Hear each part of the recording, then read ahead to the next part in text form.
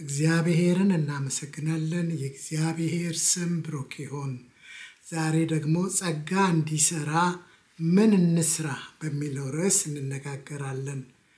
እንግዲህ ጥሩ ነገር ስናይ በሰዎች ላይ ሰዎችን ጠጋ ብለን ብንጠይቅ የምናገኘው መልስ እኔ አይደለሁም ጸጋው ነው ይሉናል።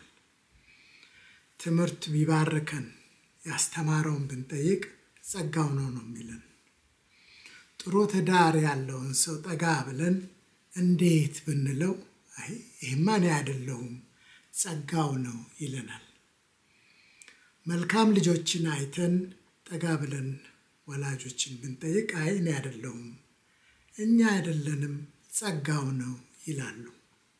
በስራ የተሳካለት በህይወት የተትረፈረፈ ጠጋ ብለን ብንጠይቅ እኔ አይደለሁም ጸጋው ነው ይላሉ። ታዲያ ይሄ ጸጋ እንዲሰራ ምን እናድርግ?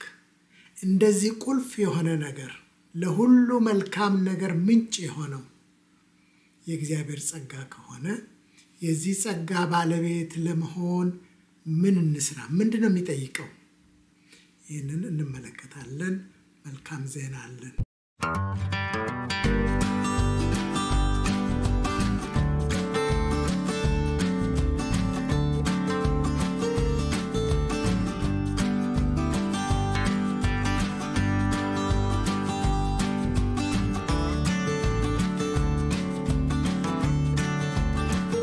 እግዚአብሔር ይመስገን።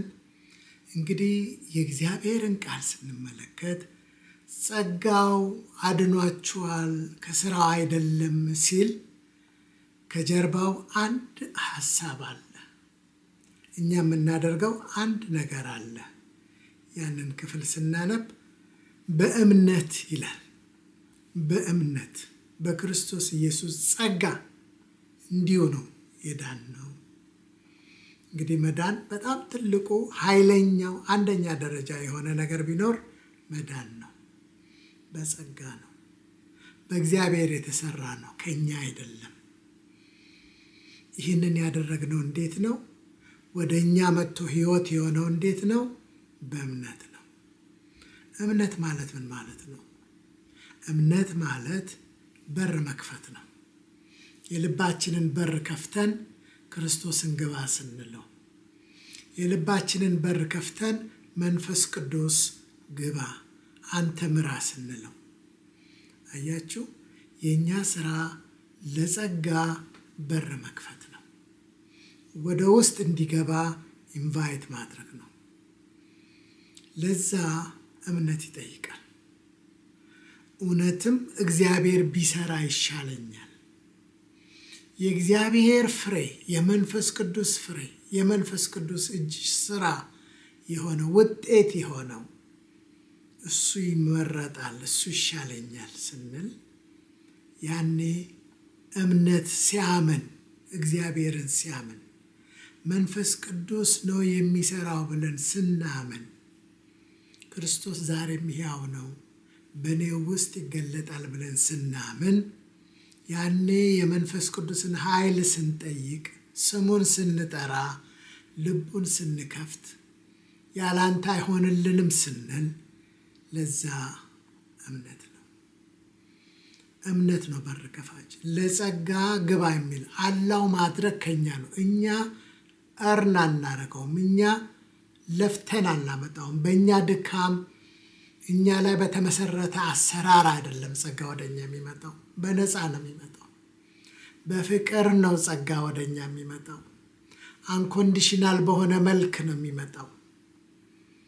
ከኛ የሚጠየቀው ዲዘርቭ አረጋለሁ አላደርግም፣ ይገባኛል አይገባኝም፣ ይሰራል አይሰራም፣ በሆኑ ይሄ ይሻላል እያልን መጠራጠር፣ መገመት፣ ግራ መጋባት ሳይሆን የማምነውን አውቃለሁ፣ ጸጋው ይበልጣል፣ ሁሉ ነገር በጸጋው ይሰራል።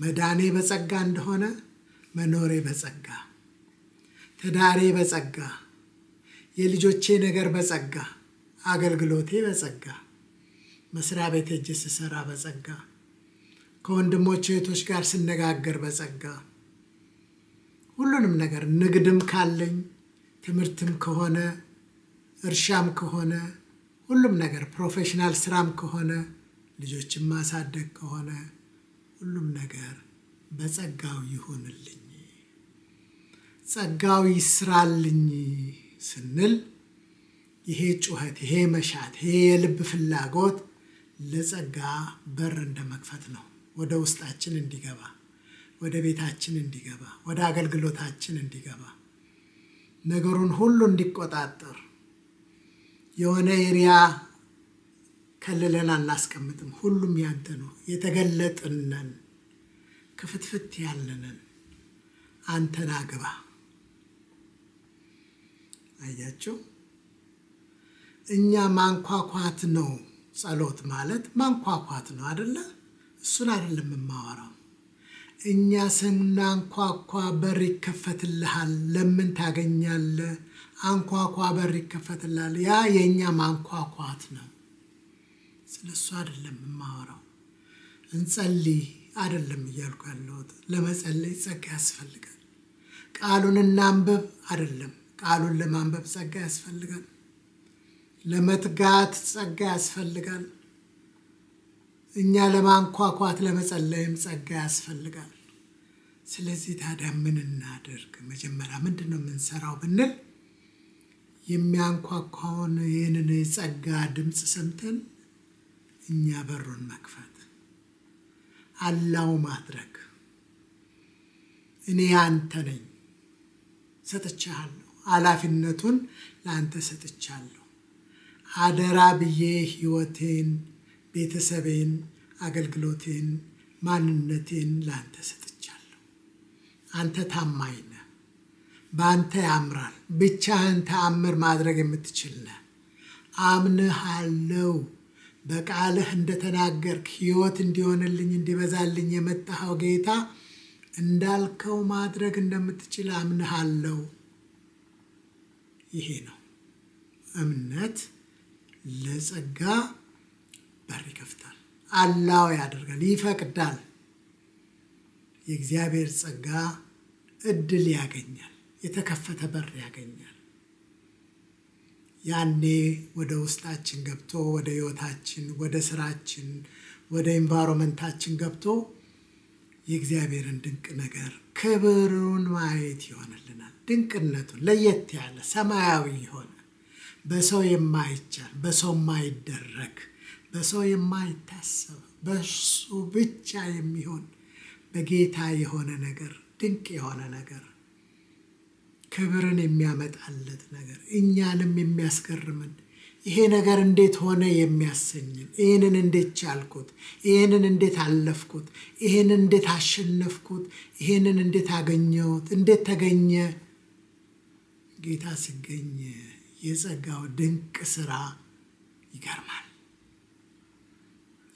ሁሉንም የሚሰራው ጌታ ነው ስራችንን ሰርተህልናልና ሰላምን ትሰጠናለህ የኛ ድርሻ ርስታችን ትርፋችን የተወሰነልን ሰላም ነው ያ የሚመጣው ደግሞ ስራችንን እርሱ ሲሰራልን በጸጋው ኃይል ስንንቀሳቀስ ነው ቃሉ በጸጋ ጸሎቱ በጸጋ ህይወት በጸጋ ኑሮ በጸጋ ስራ በጸጋ ሁሉ ነገር በጸጋ እንዲህ አይነት ክብር ተሰጥቶን ከዚህ የበለጠ ነፃ የሚያወጣ የሚያሳርፍ የሚያስቀምጥ የሚያረጋጋ ደስ የሚያሰኝ እንዲህ አይነት ግብዣ ላይ ነው የተጠራ ነው ጌታ ወደኛ ሲመጣ ይሄንን ነው ስለዚህ በር እንክፈትለት እርሱ ይችላል ሌላ ጥያቄ ይነሳል ይሄንን ካደረኩ በኋላ በቃ በር ከከፈትኩለት ካመንኩት እውነት ነው ብዬ ተስፋዬን በርሱ ላይ ጥዬ እርሱን ብቻ ብጠራው ባመን በር በከፍትለት ይሄው ነው ብለን ልንጠይቅ እንችላለን አንድ ነገር ይቀረናል እምነትን ከያዝን በኋላ አንድ ነገር ይቀራናል። ይህ እምነት እንዳይሰራ የሚያደርግ የሚያደናቅፍ የሚያሰናክል የሚያቀጭጭ ክፉ ደግሞ አለ። ያ ነገር እኛ የምንጠብቀው ሰይጣን ክፉ የምንለው ሳይሆን ሌላ ረቂቅ የሆነ አጥፊ የሆነ ያልታወቀበት መሰናክል ጸጋን እንዳንቀበል የሚያደርግ ነገር አለ። አያችሁ፣ በራችንን ከፍተን እምነትን ይዘን ወደ ውስጣችን ጸጋ ከገባ በኋላ እምነትን እንዲህ አርጎ አቀጭጮ እንዳይንቀሳቀስ እንዳይገልጥ የተሰጠንን በረከት ወደ ማኒፌስት ወደ ማድረግ ወደ መገለጥ ወደ ምድር ላይ አውርዶ የእግዚአብሔርን ክብር እንዳናይ የሚያደርግ አንድ ነገር አለ። የዛሬ ሳምንት እንመጣበታለን። የእግዚአብሔር ስሙ ብሩክ ይሁን። በኢየሱስ ስም አሜን።